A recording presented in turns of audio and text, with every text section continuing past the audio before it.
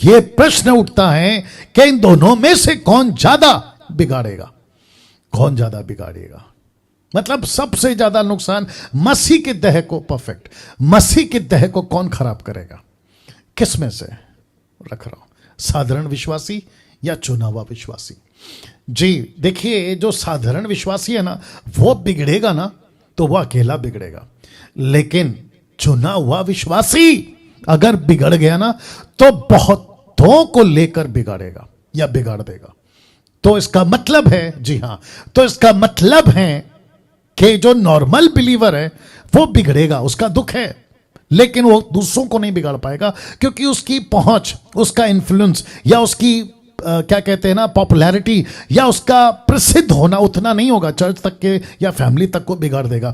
लेकिन सोच के देखिए, जो छूना हुआ पास्टर बिगड़ जाए, जो छूना हुआ बिशप बिगड़ जाए, जो छूना हुआ अपोस्तल बिगड़ जाए, जो चुना हुआ profit, doctor, so called national international, अगर वो बिगड़ जाए तो वो कितना नुकसान पहुंचा सकता है, मैं उसके ऊपर बात करूंगा। तो लिखा है, अब प्रश्न उठता है, इन दोनों में से कौन ज्यादा बिगाड़ देगा?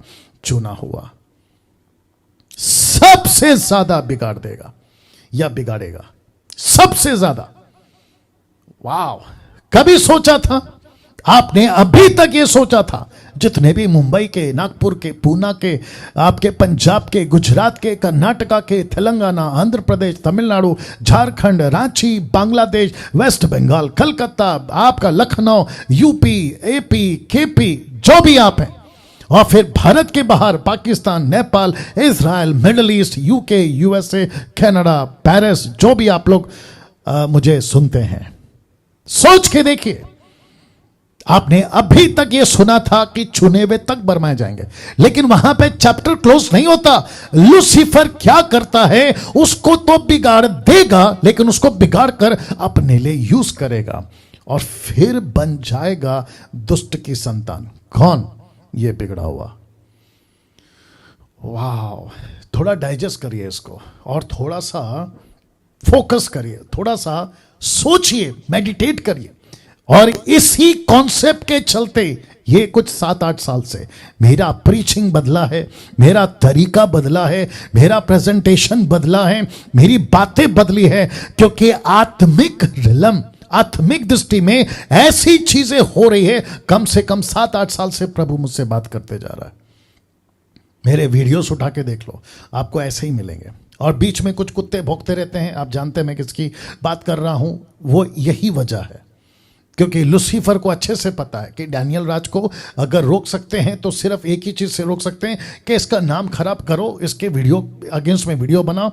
लेकिन मैंने भी सीख लिया है सर, मेरे को रद्दी भर भी फर्क नहीं पड़ता है, जितने भी फेसबुक और यूट्यूब पे आप लोग जो जानते हैं मैं क्या बात कर रहा हूं। लिखा है, चुना हुआ सबसे ज्यादा बिगाड़ेगा, सबसे ज्यादा बिगाड़ेगा, और वो फिर बन जाएगा दुष्ट की संतान। मत्ती का 13 अध्याय, मत्ती का क्या कहते हैं, है ना, 13 का 25 में भी आपको मैंने एक बार बताया था कि दुष्ट की संतान क्या है। आप देख सकते हैं फोटो, और मुझे खुशी है कि ऐसे फोटोज मुझे मिल जाते हैं, जिसके चलते मेरे मैसेज को थोड़ा सा मजबूती मिलता है और आप तक को मैं कनेक्ट कर पाता हूं। ध्यान दीजिएगा, जब ये चुना हुआ बिगड़ जाएगा, माफ करना, जब ये चुना हुआ बिगड़ जाएगा तो ये क्या करेगा? ये खुद तो बिगड़ेगा, लेकिन ये बन जाएगा दुष्ट की संतान। फिर लूसीफर जैसा चाहे, आपको एग्जांपल दे दूं पास्टर डैनियल, ऐसे कैसे हो सकता है? मैं तो रखूंगा वैसे आगे, ऐसे कैसे हो सकता है? तो फिर मेरा प्रश्न है कि जूडस के साथ में इस लूसीफर ने क्या किया? यहूदा स्कोरियत के साथ में इस लूसीफर ने क्या किया? उसको रखा था यीशु के टीम में। यहूदा स्कोरियत, मैं कल बता रहा था एक बहन को, यहूदा स्कोरियत वह है जो प्रचार भी करा, चमत्कार भी करा। मत्ती का 10वां अध्याय के 5 के अनुसार उसने मुर्दों को भी जिंदा किया, दुष्टि को, अंधों को आंखें दृष्टि दी, सब कुछ किया, लेकिन लास्ट में इंस्ट्रूमेंट किसका बना? लूसीफर का। और आप सभी जानते कि कैसी मौत मरा, राइट? वैसे ही पतरस के साथ क्या किया? मैं उसको भी रखूंगा। पतरस के साथ क्या किया? यूज किया। वैसे ही अब आप देख लो, यीशु कहता है कि अंत के दिनों में एक ऐसी चीज होगी कि चुने हुए बरमाए जाएंगे, इलेक्टेड वंस जो है बरमाए जाएंगे। सब नहीं, लेकिन वो पकड़ लेगा, किसी ना किसी को पकड़ लेगा, और उसने ऐसा करने में वो कई हद तक सक्सेस भी हो गया है। तो लिखा है कि लिखा है कि चुना हुआ सबसे ज्यादा बिगाड़ेगा और फिर बन जाएगा दुष्ट की संतान। तो यहां तक आपको समझ में आ गया। अब देखिए, एक ऐसी वचन जिसको यूहन्ना लिखता है अपनी पत्री में, पहला यूहन्ना 2 अध्याय वचन 18, कहता है, हे लड़कों, यह अंतिम समय है। कैसे? तब से चल रहा है अंतिम समय का कॉन्सेप्ट। कहता है यह अंतिम समय है, और जैसा तुमने सुना है कि मसीह का विरोधी आने वाला है। मसीह का विरोधी आने वाला है, जिसको कहते हैं द फाइनल एंटी क्राइस्ट, मतलब जो लास्ट, जिसको कहते हैं ना, ओके, यह है एंटी क्राइस्ट, ऐसा वाला। लेकिन वो आगे चुप नहीं बैठता, कहता है उसके अनुसार अब भी, मतलब तब लिखा उसने, अब भी, मैंने इसलिए कहा था ना कि हर युग में वो अपने ऐसे सेवक को छोड़ के रखता है। तो लिखा है उसके अनुसार अब भी विरोधी, किसके? बहुत से मसीह के विरोधी उठे हैं। किसके विरोधी हैं ये लोग? डैनियल राज के नहीं। ये किसके विरोधी हैं? मसीह मंथन के नहीं। ये किसके विरोधी हैं? किसी के व्यक्तिगत के नहीं, ये मसीह के विरोधी हैं। तो इसका मतलब है, मैं जो अभी प्रचार कर रहा हूं, मैं किसका प्रचार कर रहा हूं? मसीह का। जब मैं टीच करता हूं तो किसकी बातें टीच करता हूं? मसीह की। तो मसीह जगत में मैं किसको रिप्रेजेंट कर रहा हूं? मसीह को। लेकिन यह कहता है कौन? यूहन्ना, कि ऐसे बहुत सारे अब भी हैं, बहुत से मसीह के विरोधी उठेंगे। ये क्या करेंगे? जो मसीह का प्रचार है उसका विरोध करेंगे, जो खरी शिक्षा प्रचार करते हैं उसका विरोध करेंगे, मुझ जैसे जो 10% प्रचार करता है उसका विरोध करेंगे। तो लिखा है बहुत से मसीह के विरोधी उठे हैं अब भी। और आगे देखो क्या लिखा है, इससे हम जानते हैं कि यह अंतिम समय है। तो मेरा टॉपिक क्या है? अंतिम दिनों में सबसे बड़ी समस्या बरमाए जाने का डर। यह है टॉपिक मेरा। तो इस वचन के अनुसार तब भी थे मसीह विरोधी, अब भी हैं मसीह विरोधी, जो कहते हैं not the final one, anti Christ 666। नहीं, मैं बात कर रहा हूं उसके जूनियर्स, मैं बात कर रहा हूं उसके छेले छपाटे, मैं बात कर रहा हूं लूसीफर के एजेंट्स जो चर्चेस में उसने घुसा के रखे हुए बड़ी तादाद में। अब इसको देखिए, ये कहां बिगाड़ेंगे, ये कहां बिगाड़ेंगे, ये कहां माफ करना, ये कहां बिगड़ेंगे, माफ करना, ये कहां बिगड़ेंगे? ये अंदर बिगड़ेंगे, चर्च के अंदर बिगड़ेंगे। वचन कौन सा है? पहला यूहन्ना 2:19, वे निकले तो हम ही में से, पर हम में के थे नहीं, क्योंकि यदि हम में के होते तो हमारे साथ रहते, पर निकल इसलिए जाएंगे या गए कि यह प्रकट हो कि वे हम सब में के नहीं हैं। तो ये कहां बिगड़ेंगे? ये अंदर बिगड़ेंगे। अब दूसरा देखो, ये कहां बिगाड़ेंगे? ये अंदर ही बिगाड़ेंगे। वाह, कहां लिखा है पास्टर डैनियल? मत्ती 24:11, बहुत से झूठे भविष्यवक्ता उठ खड़े होंगे और बहुतों को भरमाएंगे। कहां? अंदर। तो इसका मतलब है ये वापस आना पड़ेगा, वापस आना पड़ेगा। कहां गया जी? ये कहां बिगड़ेंगे? अंदर बिगड़ेंगे। ये कहां बिगाड़ेंगे? अंदर ही बिगाड़ेंगे।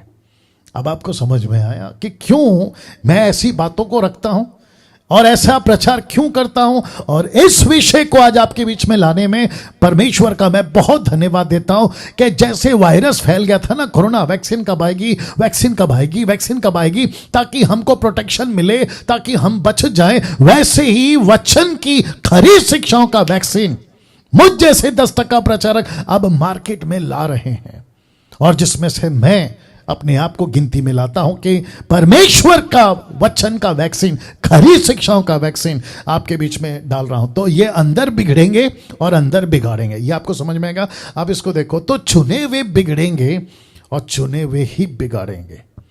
मैं कुछ सेकंड इसको रख रहा हूं, रिपीट करता हूं, चुने हुए बिगड़ेंगे और चुने हुए ही बिगाड़ेंगे। कैसा लगा? जी हां, कभी सोचा था आपने? मत्ती 24:24 कभी सोचा था आपने कि अगर चुना हुआ बिगड़ गया, ये चुप तो नहीं बैठेगा, ये खुद भी बिगड़ेगा, और इसके जितने फॉलोवर्स पंजाब से, कर्नाटका से, गुजरात से, आपके दुनिया भर के और खास करके अफ्रीका, ये खुद बिगड़ेंगे। लेकिन उनके जो फॉलोवर्स है ना, उनको भी बिगाड़ते चले जाएंगे। तो जिसके चलते लिखा है, तो चुने हुए बिगड़ेंगे और चुने हुए ही बिगाड़ेंगे। तो जितने फॉलोवर्स हैं ना इसके उसके, आप जब मेरा वीडियो देखते हो ना तो आपको लगता होगा कि यार ये क्या करता है, ये क्या बोलता है। अब आपको समझ आ रहा होगा, अब आपको समझ आ रहा होगा। जी हाँ, अब आपको समझ आ रहा होगा। और अगर आप अभी भी नहीं समझे तो आपसे बड़ा अभागा कोई नहीं होगा। वचन पढ़िए, देखिए क्या लिखा है। पहला यूहन्ना 2:24 लिखा है, जो कुछ तुमने आरंभ से सुना है वही तुम में बना रहे। मतलब जो आपने शुरू में सुना था, किसकी टीचिंग? यीशु की। पतरस ने किसकी सुनी? यीशु की। पौलुस ने किसकी सुनी? यीशु की। बाकी किसको पहुंचा है? यीशु की। तो कहता है कि जो कुछ तुमने आरंभ से सुना था वही तुम में बना रहे। अब इसको देखो, जो तुमने आरंभ से सुना, यदि वही या वह तुम में बना रहे तो तुम भी पुत्र में और पिता में बने रहोगे। इसका मतलब क्या है? हाँ, इसका मतलब है कि जो यीशु की टीचिंग में बना रहेगा वो पुत्र में और पिता में बना रहेगा। जो यीशु की टीचिंग में बना नहीं रहेगा, ना वो पुत्र में बना रह सकता ना पिता में। क्यों? क्योंकि वो तो शैतान का बन गया ना। इसलिए तो लिखा था कि वो शैतान का संतान बन गया, दुष्ट की संतान। माय गुडनेस, क्या कनेक्शन है साहब। इन सब वचनों पे फोकस किया करिए, इन सब वचनों पे ध्यान दिया करिए, क्योंकि बहुत जरूरी है। तो वापस पढ़ देता हूं, लिखा है, जो कुछ तुमने आरंभ से सुना है वही तुम में बना रहे। जो तुमने आरंभ से सुना, यदि वह तुम में बना रहे तो तुम भी पुत्र में और पिता में बने रहोगे। अगर नहीं है बातें प्रभु की, टीचिंग प्रभु की, खरी शिक्षाएं प्रभु की, जिसको मैं भी लास्ट में रखूंगा, अगर वो नहीं है तो इसका मतलब है तुम बहक गए, इसका मतलब है कि तुम बरमाए गए। और वो कौन है जो बरमाया गया? चुना हुआ बड़ा पास्टर, बड़ा अपोस्तल, बड़ा प्रॉफिट, जो बहकाया गया है। अब इसको देखो, जॉन क्या कहता है पता है? इसका 2:26 में वो कहता है, मैंने ये बातें तुम्हें उनके विषय में लिखी है। किसके विषय में? जो तुमको फंसा देते हैं, उनके विषय में लिखी है, जो तुम्हें बरमाते हैं। देखो, जो तुमको बरमाते हैं। वाह, अब जरा ध्यान दीजिएगा, मैं कोशिश करूंगा कि जितनी समय आपको लेकर बता सकूं, ज़्यादा लंबा भी नहीं खींचूंगा, क्योंकि मैं जानता हूं कि आप सबके पास में अपने अपने काम होते हैं। लेकिन जब तक ख़त्म नहीं होता कनेक्ट रहना, ठीक है ना?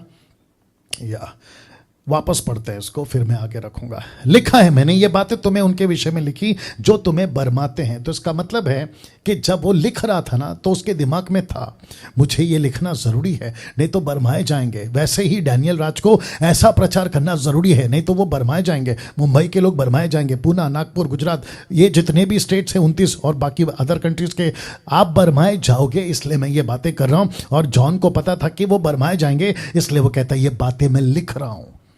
उसको पता था कि कोई मसीह मार्केट में घुस चुका है जो बरमाया सकता है। अब अंत के दिनों में बरमाए जाना बहुत आसान हो जाएगा। इसके ऊपर आऊंगा क्यों। मैं कुछ सेकंड इसको रख रहा हूं और मैं चाहता